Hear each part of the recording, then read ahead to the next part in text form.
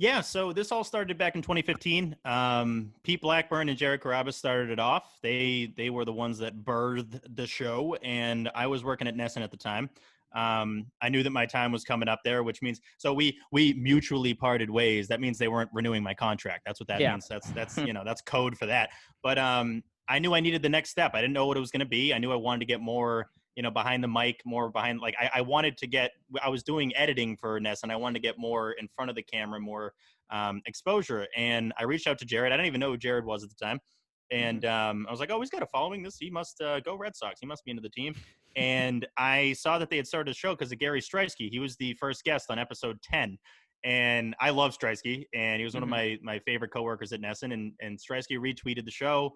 I listened. I was like, oh, damn. They got the PA guy to open the show. They got the Fenway PA guy. This is the coolest thing of all time. So I was like, I need to be a part of this. I don't know how. I'll just say I'm going to be a producer, whatever. So I reached out to Jared. We all went to Endicott, me, Pete, and Jared.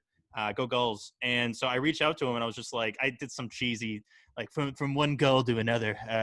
I'd really love to be a part of your program. Just some BS like that. And he was like, oh, this is actually great. We're looking for a producer. This works out really well.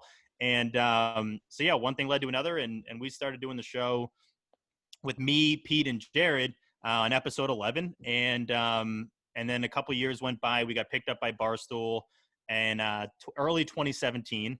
By the end of 2017, the season, the Red Sox win the AL East. We started seeing Section 10 shirts at Fenway. I was like, oh, damn. Like, that's when I kind of knew that we had made a dent. And once we moved to New York City, I moved there before Jared because I'm working at Bleacher Report, still am. And Barstool moved to New York City. We start recording in the office.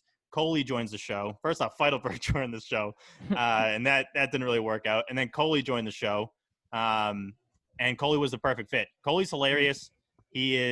He knows that Jared and I are going to kind of do our thing, and then he's going to hop. Like I think the dynamic works out really well. Yeah. And yeah, it's been that way for the last couple of years. So that's kind of the quick story of Section 10.